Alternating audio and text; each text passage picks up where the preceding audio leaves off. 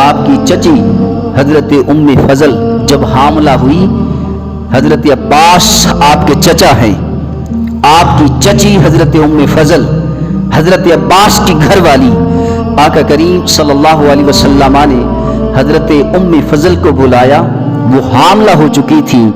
آقا کریم صلی اللہ علیہ وسلم نے فرمایا توجہ چاہتا ہوں، قرآن کے اندر سارے علوم ہیں، تو میرے آقا کو بھی سارے علوم حاصل تھے، سارے علوموں کا مرکز بھی میرے آقا تھے۔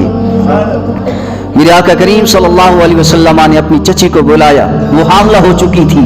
آقا کریم صلی اللہ علیہ وسلم نے فرمایا اے ام فضل، اے چچی، جو تجھے حمل ہوا ہے نا، اللہ کریم تجھے لڑکا دے گا، بیٹا دے گا۔ جب بچہ پیدا ہو، بیٹا پیدا ہو تو اسے میرے پاس لے آنا۔ حضرت ام فضل انتظار میں رہی، بیٹا پیدا ہوا، بیٹے کو لے کر حضور کی خدمت میں حاضر ہوئی۔ میرے آقا کریم صلی اللہ علیہ وسلم نے اسے گھٹی لگائی، دائیں کان میں اذان پڑھی، بائیں کان میں اقامت کہی۔ اس کے بعد میرے آقا نے اس کا نام عبداللہ رکھا، عبداللہ رکھا، صرف نام نہیں رکھا۔ نام رکھنے کے بعد میرے آقا کریم صلی اللہ علیہ وسلم نے فرمایا اس کا نام عبداللہ ہے۔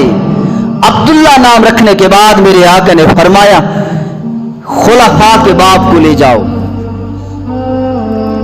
یہ بڑا قیمتی جملہ ہے، خلفاء کے باپ کو لے جاؤ۔ حضرت ام فضل یہ جملہ سن کر حیران ہو کر چلی گئی۔ جب گھر پہنچی تو حضرت عباس سے کہا کہ میں نے اللہ کے نبی کی زبان مبارک سے ایسے جملے ہیں، حضور نے اس کا نام رکھا۔ نام رکھنے کے بعد حضور نے فرمایا خلفاء کے باپ کو لے جاؤ۔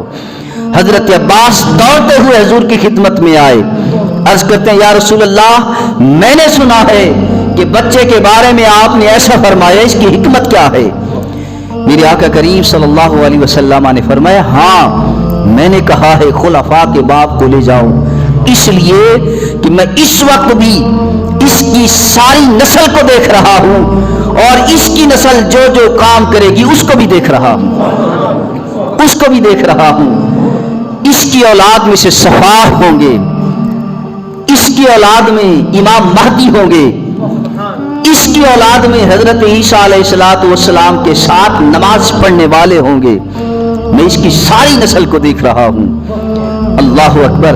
یہی حضرت عبداللہ ابن عباس رضی اللہ تعالیٰ عنہ حضور کی خدمت میں حاضر ہوئے، اور آقا کریم جب یہ پیدا ہوئے، سوجھ بوجھ کے سمجھدار ہوئے، تو آقا کریم صلی اللہ علیہ وسلم کی خدمت میں حاضر ہوئے، تو میرے آقا کریم صلی اللہ علیہ وسلم نے اس کے حق میں دعا کی، اللہم علمہ الکتاب والحکمہ، اے اللہ اس کو کتاب اور حکمت کا علم عطا فرما۔ حضرت عبداللہ فرماتے ہیں کہ حضور کی دعا کا یہ ثمر تھا کہ مجھے کتاب کا علم بھی عطا ہوا، حکمت کا علم بھی عطا ہوا۔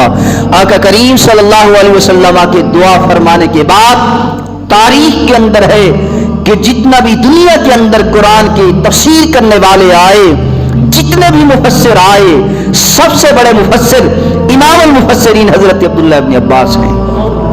حضرت عبداللہ ابن عباس رضی اللہ تعالیٰ عنہ، یہ آقا کریم صلی اللہ علیہ وسلم کی دعا کا نتیجہ تھا، دعا کا ثمر تھا۔